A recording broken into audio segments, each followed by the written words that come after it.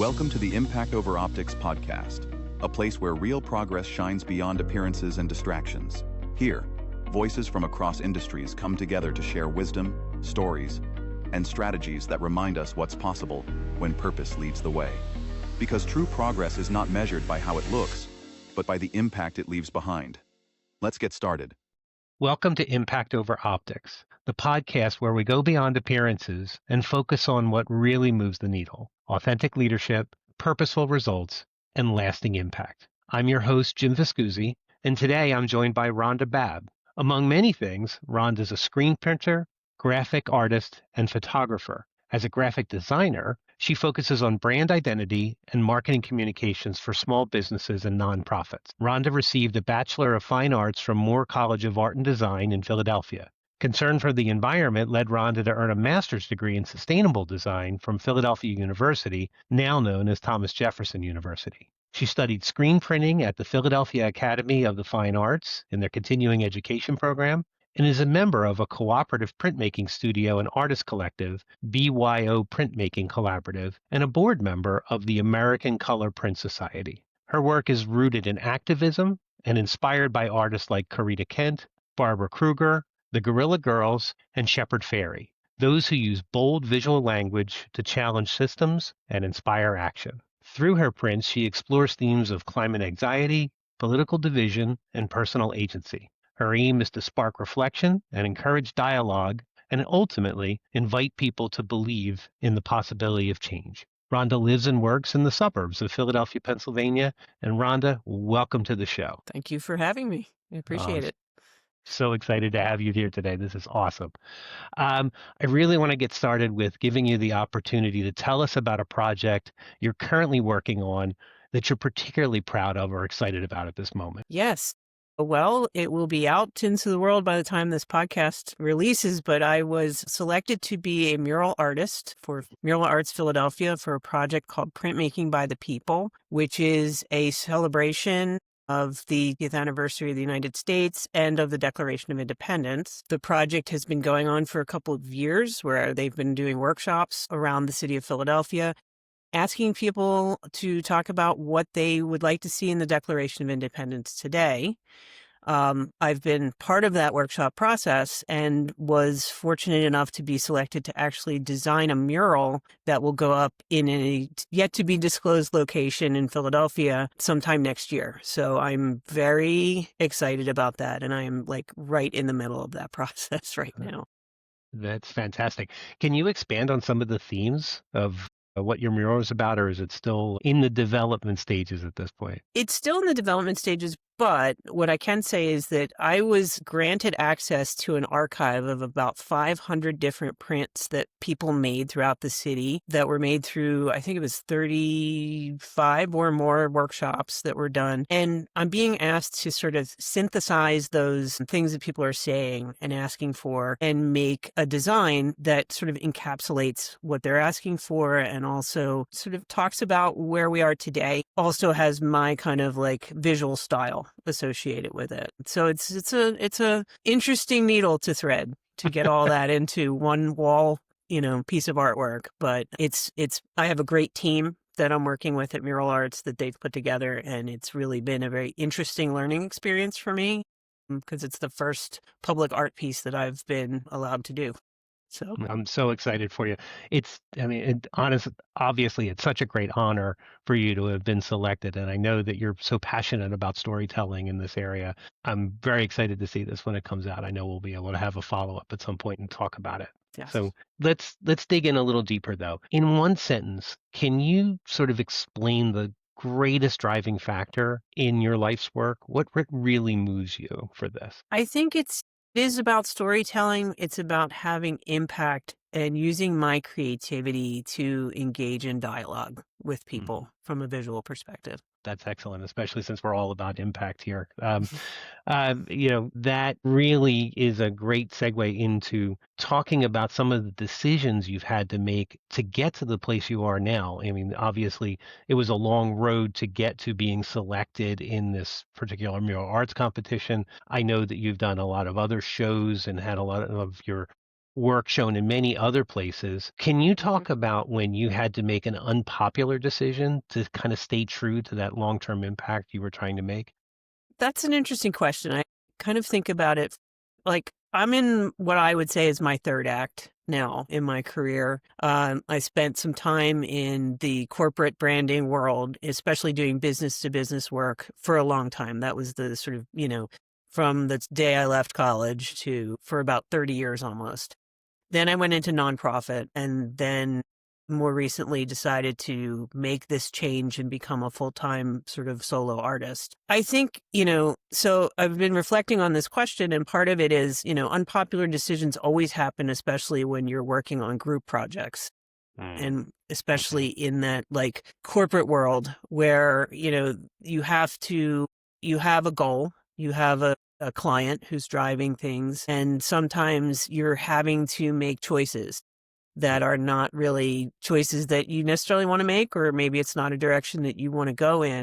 And as a visual artist, especially, you're putting yourself out there, even if it's a brief that you're following, you're having to really interpret it and then put it back out in a creative way, in a visual way. And a lot of times that there are just things that come up, changes that need to be made, decisions that get made that are outside of your purview. Mm, And that gets hard, it gets yeah. hard because you feel passionately about what you've put out, and then a client or a budget issue comes up and you have to make a change, and that, just it doesn't always feel good to do that, but it's part of the game. Part of the game for sure. So when you're in that part of the game, how do you maintain your clarity, your conviction during that sort of pushback? How are you allowing yourself to stay focused? Well, I think for me personally, what I try to do is step back a little bit. If when you're in the middle of things, sometimes in the heat of the moment, it's hard to see. And so sometimes it's important for me just to get away from the project a little bit. And I like to do task things. I like to, even if it's like, I'm going to go out and cut the grass because I know that, there's a beginning, a middle, and an end to that process. And I know exactly what I need to do to get it done. And it's going to feel good and look better when I'm done. And nobody's telling me how to do it. So, or just, doing something with my hands, putting on some music, taking a walk. Like there's just different things that you can kind of get yourself out of that space and then come back to it. But I never really let it go. It's always Right. churning in my mind, but I always want to, take a little time and separate and then be able to get back to it with maybe a fresher perspective. And sometimes it's also talking to somebody else, bouncing ideas, even if it's venting to somebody who's a confidant, where you can just go, I can't believe I had to blah, blah, blah. And, they kind of give you a little bit of perspective sometimes when you talk to Right. that right person. Yeah. I love both of those. What I heard in that was like two general classes. One of the let me do something I know I can be successful in that I don't have to worry about anybody else's opinion. And at the same time, when you're communicating, having that opportunity to say, let me go speak to someone and talk it out and get a fresh perspective and be able to bring that information back in. And I get that. It's always in your head. You're always thinking about it until you maintain it because you're really passionate about what you do. We've certainly seen that in your work. So Hmm. that's cool. Can you talk about a time or a decision you made where you had to sacrifice maybe some of those short-term gains for a long-term perspective win that you're looking for? Maybe like in one of those projects, for example. Well, I think even beyond project based, my career path has been about Mm. Uh-huh. making some choices, some decisions. Like I was working in a field that was very focused in the trade show industry. We're doing corporate communications for many different types of clients. And I got to a place where I just was not feeling like I was fitting in there anymore. Like I just Mm. didn't feel like it was for me. And I decided to make a switch to nonprofit marketing.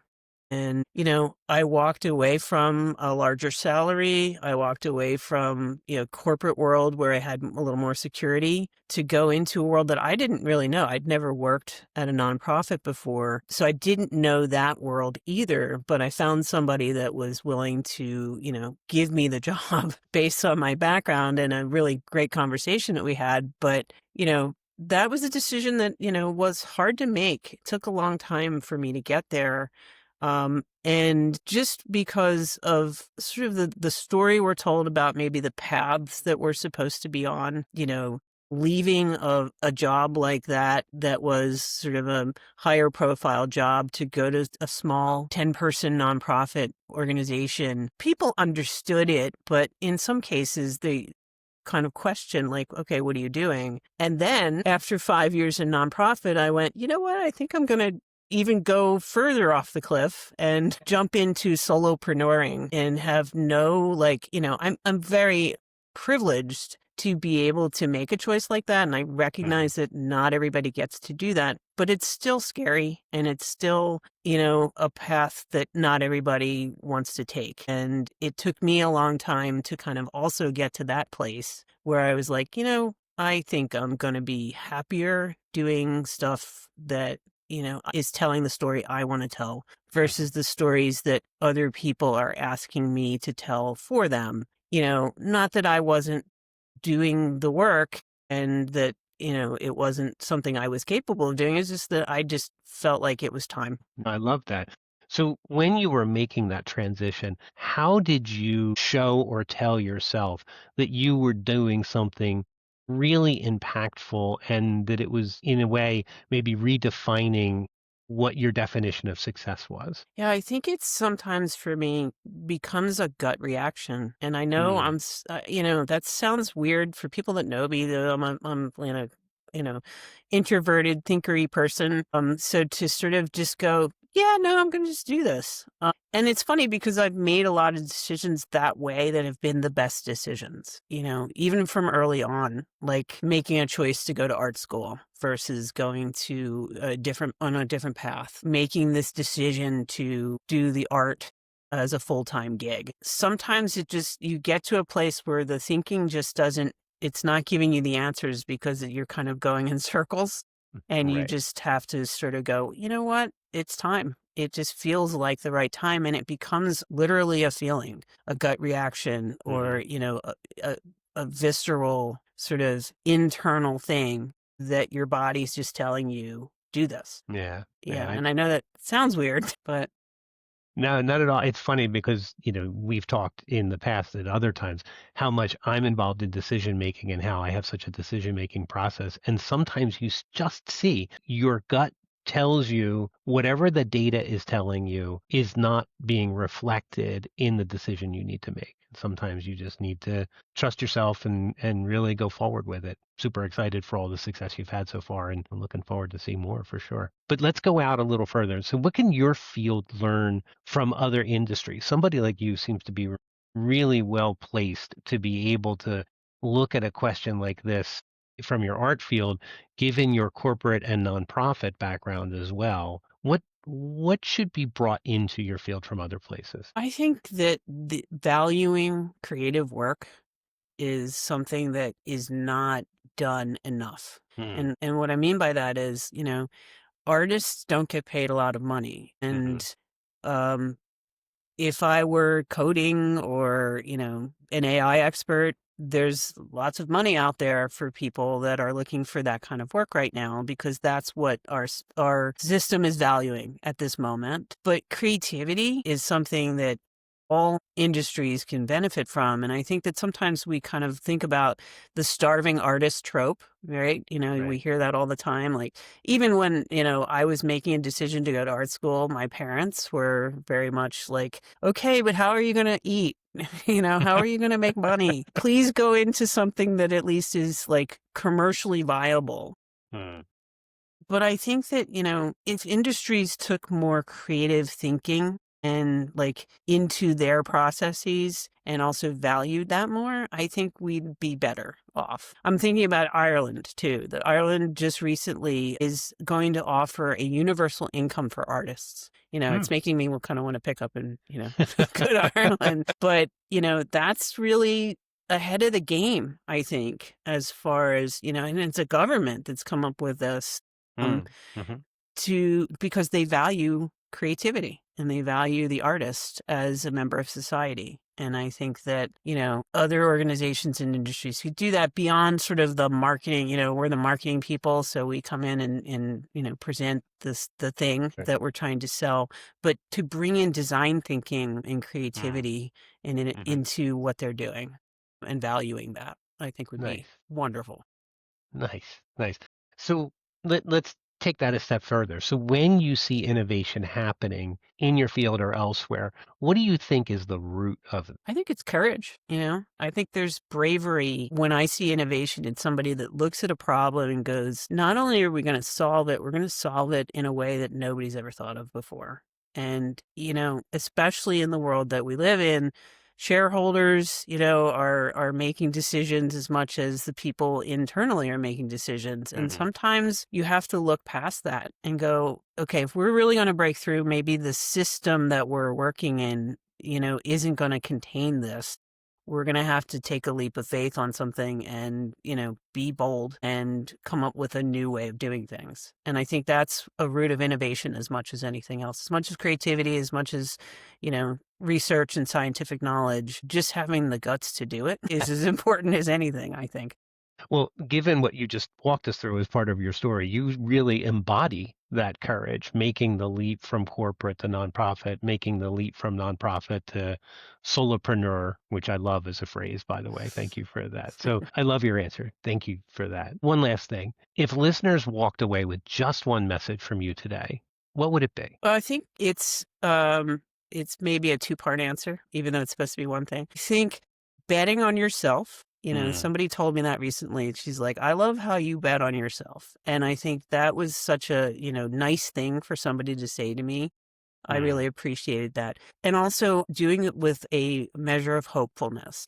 When I say hopefulness, I don't mean like I bought a lottery ticket, I hope I win the Mega Millions. It's the I hope, meaning I have a sense that the future can be better than where we are today.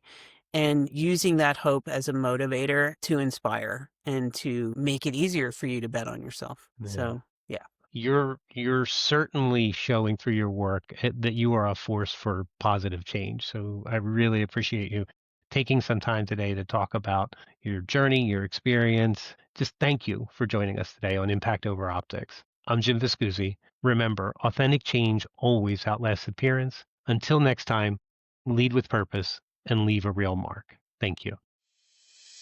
Thanks again for joining us on the Impact Over Optics podcast. We hope today's insights sparked fresh ideas and reminded you of the power of purpose-driven work. Please share this episode with others who believe in real change, and join us again as we continue to look beyond appearances and focus on the impact that truly lasts.